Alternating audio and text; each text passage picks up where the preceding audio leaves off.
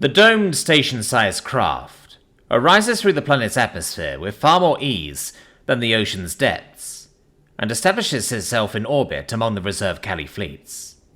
However, it is clear many either are not privy to this turn of events, or Admiral Choknuk's words have been effective in their passionate call to do what is right.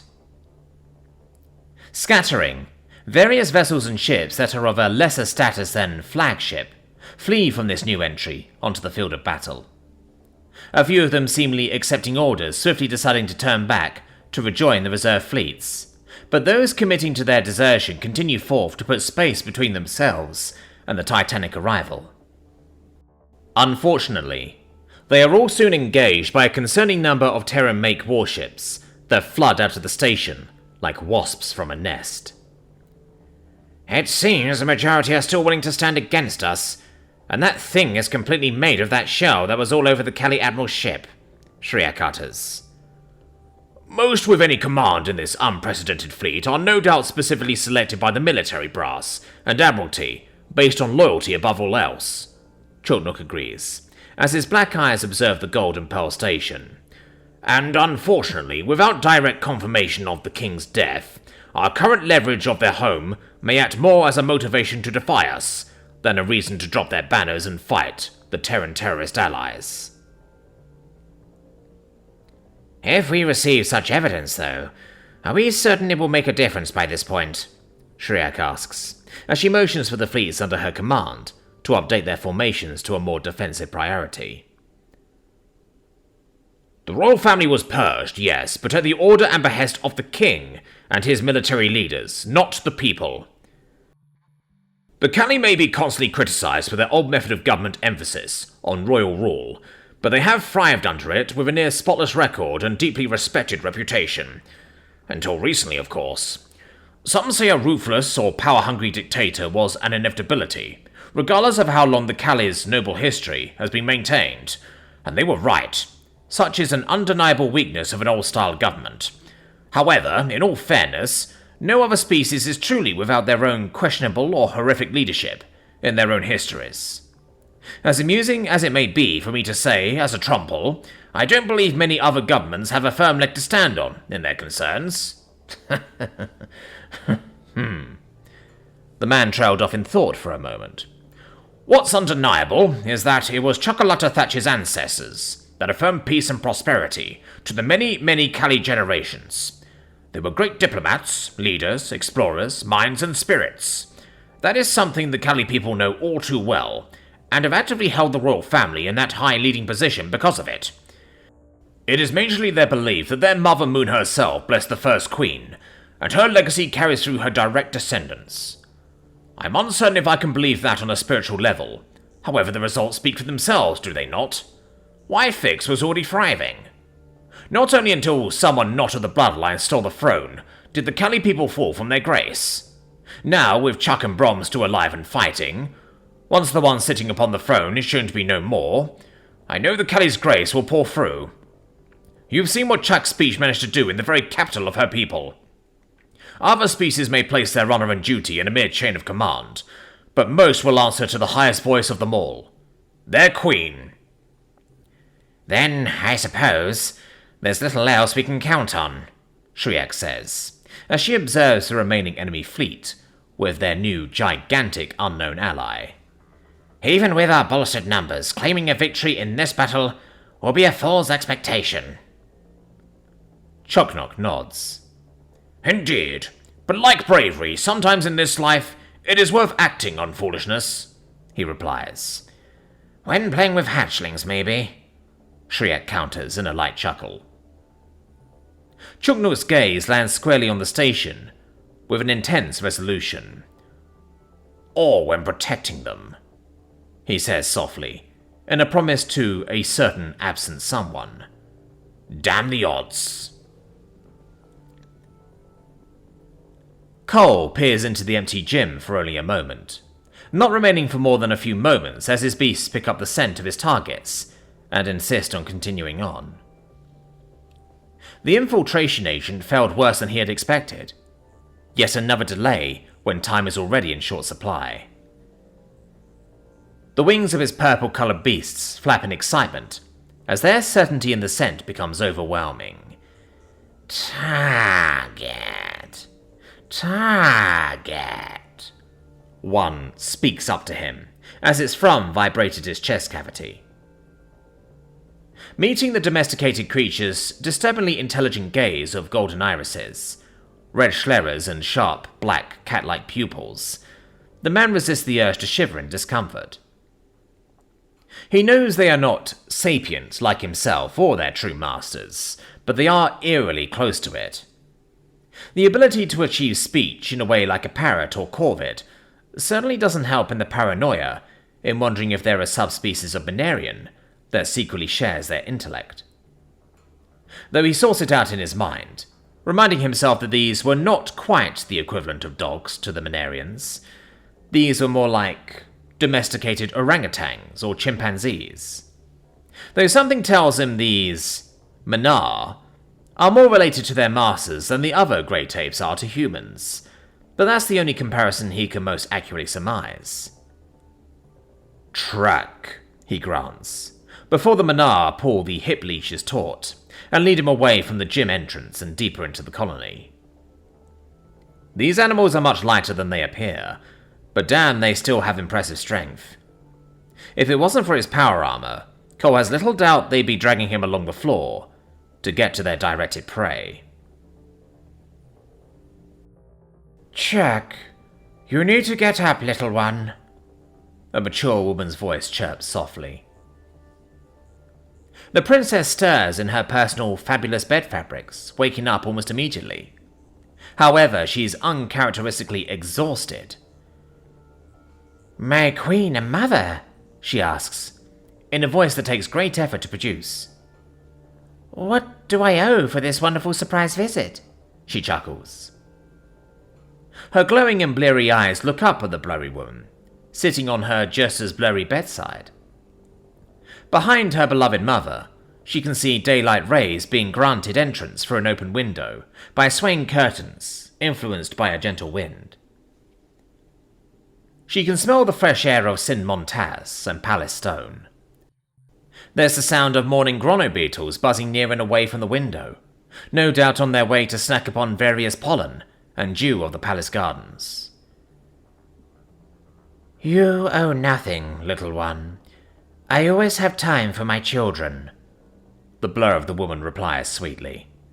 Oh, am I late for something? Apologies, mother, I feel...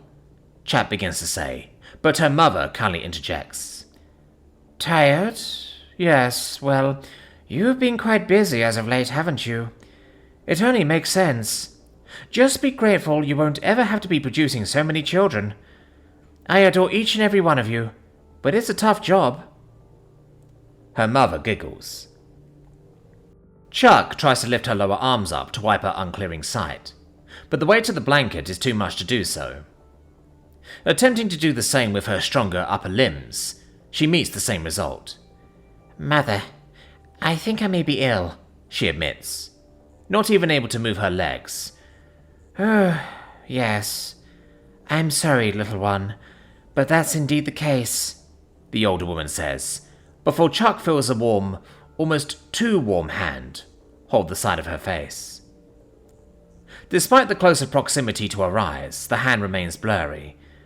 That's odd. Has a doctor seen me? The princess inquires. The queen shakes her head, slowly. A doctor isn't coming where you are, little one, she informs. You know that.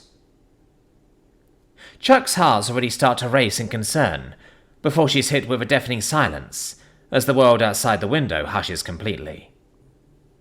The wind carrying the curtains also disappears in that moment, like everything outside this room is shut off in an instant. Feeling an internal twisting, Chuck closes her eyes tightly before she nods in understanding. I remember. Is this real? I know it's not, but... She starts to cry with greying eyes. Is it? You'll know that answer soon enough, her mother informs. But regardless, you need to get up. A queen can't afford to rest when her people are in need of her service. Chuck tries to move her limbs again, but it's of no use. I can't. Mother, I can't. I'm sorry. Even now I don't want to be queen, as much as I admired you. I don't wish to follow your example, she finds herself saying. Chocolate Thatch, her mother lightly scolds, as she leans her face down close. This time, however, there's clarity. Just her face sharpens, revealing the beautiful aged Cali woman Chuck looked up to all of her life. Even though they both had very different ideas of what the royal family should be, never once did they argue on such matters. They always understood each other, and in this vision, there's that very understanding in the Queen's eyes. Like all mothers before me, as Queen of the Cali people, I guided my way until my time ran out. Now you, as Queen, blessed by our Mother Moon, must do it your way. No one, and I mean no one, has a directive over your choices as the Cali's guidance. Even if I were to detest it, it's no longer my responsibility. You are the voice of our people now. You are the future until you no longer hold the title of Queen. Do you understand? I plan on handing the crown over to Brom once we agree on reformations on our traditions. I'll be the last queen of our line. How is that? Chuck's voice gives out, as though she completely ran out of air and can't replenish it. Brom is my son, just as much as you are my daughter. He will carry the torch with the Mother Moon's blessing, I am certain. But maintaining our bloodline is only second to our duty of providing preservation and prosperity to our people. Do that above all, little one. Starting to feel as though she's beginning to suffocate, Chuck nods aggressively. Now get up! For our people, our family, and your family, Queen Frigata Motaz says, in sincere farewell, before offering a wholehearted wink. Chuck gasps within a blurry darkness, with subtle lights and sounds, yet no oxygen finds its way into her system. Her head aches almost as terribly as the side of her exposed face. Once the loving embrace of her mother's hand is now a searing hot component of some fashion. Peeling her burn chitin away from it, she smells it and can only hope the looks don't match how it feels. All around her pressed tightly are hot walls that thankfully her suit managed to protect her from. She'd be completely boxed in if not for the opening above her. The memories come back to her as to how she ended up in this tightly cramped position. In her flight, she managed to finally find some sort of mechanical maintenance shaft, though it was a complete dead end, so she slipped down in one of the many tremendously narrow slots where the floor met the wall. It had taken several attempts to squeeze down in here, and thanks to what Simone affectionately calls her juicy hips, she had to raise a leg completely upward. Effectively, she's performing jigsaw splits up against what's basically cooking her alive. Well, mostly cooking her head, as with no angling her helmet kept catching at the top of the slot. She managed to twist and mangle her form to get down, but her helmet refused to comply. So she removed it, and not wanting to leave any evidence for her pursuers to find, she tossed it behind in what looked like moving pistons. She remembers it being crushed and scuffed away to somewhere out of sight. She doesn't know how long she has been wedged in this position, but clearly she passed out at some point and sank almost completely down to the slightly narrower bottom. Her chest is locked in place via compression, and trying to inhale again proves that no air will be accepted. Escaping those who chased her was one fate temporarily averted, seeing they didn't discover and pick her out to devour. But to die by suffocation, after everything she's done to survive, isn't ideal either. Granted, probably more peaceful than being ripped apart while alive, and witnessing her body be eaten, but there's no way she'll choose to perish here. Not wanting to exert too much energy for whatever oxygen remained in her system, she starts to slowly tug, twist, and push parts of her body to determine what she has to work with. Unfortunately, there's not much. Her lower limbs are able to squirm above and below her, and her dangling leg has full rein below. Suppressing panic, her hoof kicks against something below her.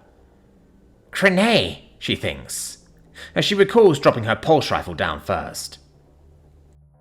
With calm determination, she maneuvers the rifle and her hoof so that the stock of the weapon stands upright. Then, using it as a step, Chuck pushes down upon it. Augmented by her power armor, she applies enough force to hear sharp scraping sounds before she shifts upwards in a sudden jerk. Immediately, her insides begin to burn and mind spins as she takes shallow but life-saving gasps of air. She very nearly passes out again, as the resurgence of fresh oxygen floods her brain matter, but hangs on long enough for it to pass as she simultaneously keeps her steady balance on her weapon. Suffocation avoided. Now what? Looking up, Chart determines there's at least 2 or so standard meters before she has any chance of getting out. With the slight added maneuverability, the Callie attempts to use her arms to climb upwards. She manages about an inch, proving the idea is viable, but realizes she'll be abandoning her best method of self-defense, as her hoof now barely touches the upright rifle.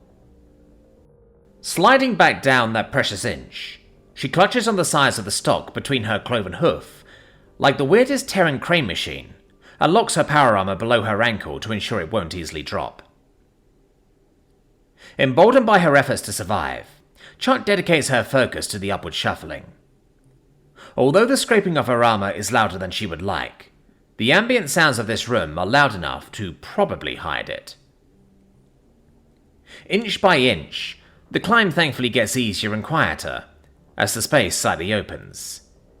In fact, by the first meter mark, she's making several inches at a time. Her upward leg thigh and back make a good pressure brake to keep her from sliding back down and losing progress. Scoot by scoot, she creeps her way up, until her eyes finally start to see over the edge. Taking her time now, she observes the area. At first, she sees nothing, but freezes up as she sees an armed Terran walking along the other wall, peering down in the slots. Pretty sure the crowds would have found the Callie in here. She probably just juked them before reaching this point, he mumbles aloud. Chuck's eyes fiercely look around for more foes that may be present. I know. Hate to be the one sent here to check, though, the same man says, revealing he's on comms, and likely alone.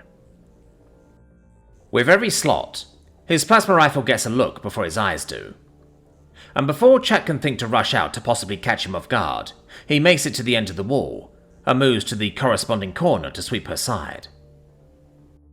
Stepping out of her line of sight, but getting closer in steps, Chuck tries to maneuver her leg grasping her rifle to bring it up within reach of one of her lower arms. But she can't. There's no room for her knee to bend enough to lift or space to use the length of the weapon and rotate the rifle to point upwards. Hearing the Terran step closer and closer, she figures 3 possible options.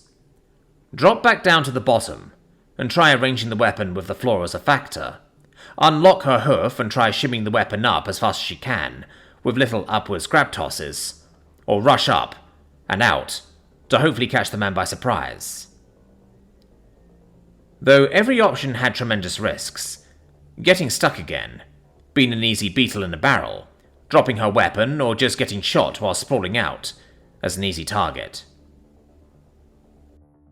Deciding that as long as she's not shot in the head, her armor may save her from a direct plasma shot, or at the very least, keep her alive long enough to dispatch this enemy and limp away injured.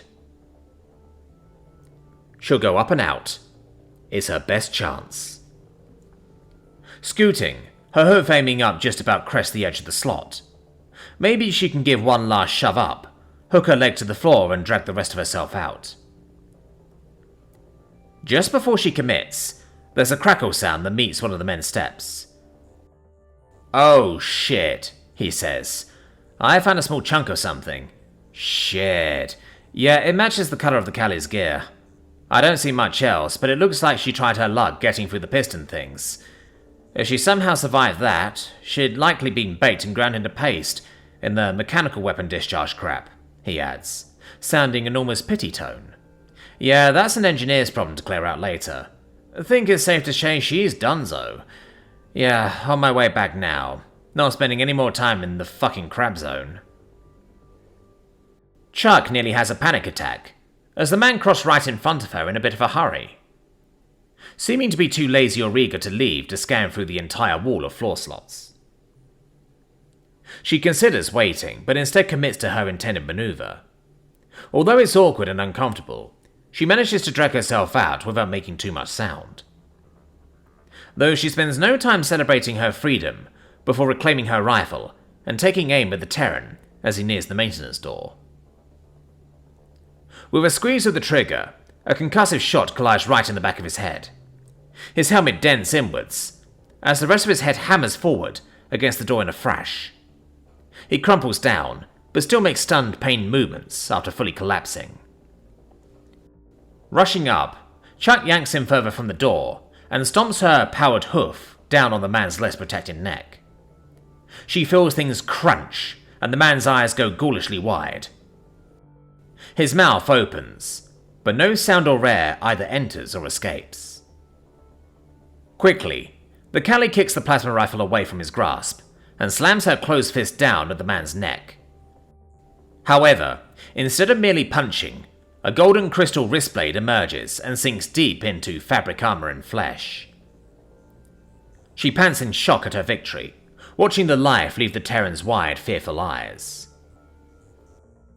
Simone's self-defense lessons have proven to be just as effective in the attack department. Wanting to stagger back to collect herself, instead she forces herself to pat down the corpse for anything useful.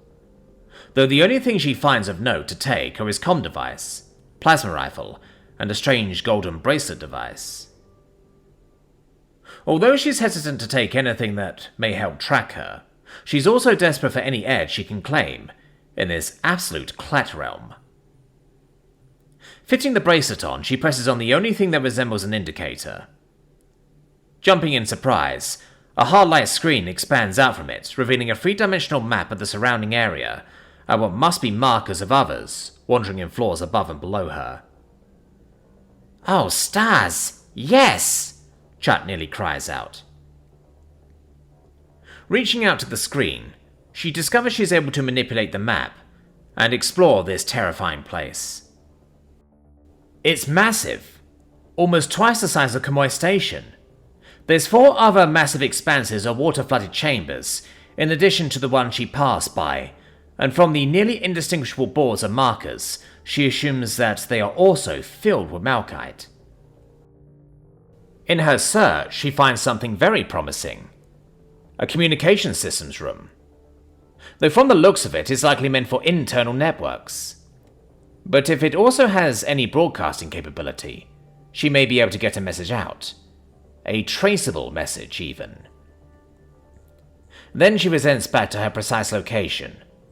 She only sees one marker, so on a hunch she steps away from the man's body to see that the marker remained precisely in place. Whatever they are tracking with, at least by this particular device's parameters, must have been something worn or chipped in the body, the latter making more sense for the malachite. Surely they would have security cameras of some fashion in some areas there to track her with. On another hunt, she plays with a new bracelet device, finding odd shapes floating in localized sections of the ship. She presses on one, causing another smaller screen to appear. Surprising in the best way possible, Chuck discovers it to be a menu that can view local security visuals. The visual camera systems are automated. However, there's a manual override to look at anything in particular. It may be suspicious to anyone else watching, but perhaps if she's careful with the manual override, she can prevent being directly spotted. "Shouldn't have underestimated a Callie. You truly have given me great boons," she whispers to herself. Perhaps if they believe she's dead, she may have an even better chance to navigate this place. However, she glances down at the dead body. They'll probably start to question why this poor fool isn't moving, and may resume a higher alert to search her out. Full of successful hunches so far, she attempts one more and expands the map out as far as it can go. Eventually, she gets the visual of the entire station, and to her shock, she also sees visuals of nearby Kali and Terran warships. A few were even in conflict with one another, though she hits the limit and can't get a clearer idea of what's going on, though she has a good guess. I'm at the battle over the Malkite homeworld, which means Simone and the FSA fleets should be coming, if not already here. Her mission expands upon mere survival. She must make contact with someone and share all this data she has. Maybe even find a way to cripple this station's offensive capabilities. Though that last thing may be out of her reach, being alone and all that. Still, she keeps the possibility open to attempt something, if the opportunity presents itself. Right now, she must first and foremost get to that communication room and make her broadcast. How long until you get here? Simone asks through the QuipChat's bridgecom. If I were to be reckless, I'd say under an hour, Mrs. Thatch. I must say, in all my existence, I never thought I'd agree to such a grand gesture, the voice admits. Be twice as reckless then. You know the stakes, but thank you. I know this is a lot coming at you out of nowhere. But if you have any second thoughts, take a look at the data I sent you again, as a sobering reminder. We don't stop this here and now, we're all fucked. All hands on deck shit, the redhead says, with a tired nod. I concur. Trust me, I've ran the numbers. Do you wish to know the odds of success? The voice inquires. Simone looks up at the now raging battles taking place around the Minerian station for the fate of the universe. Nah, she utters, before she reaches her new mechanical hand over to her side and picks up her repaired helmet, before then fitting it on. I hate spoilers. Her hands take on the QuipChat controls as she aims her eyes directly at the station. Now there's only time to wait, and after that, a big fuck you to test fate itself. I'm on my way, hun. Just hold on a little bit longer, she whispered, before hearing a soldier load their weapon behind her. One soldier out of as many as could be crammed into this damn converted yacht.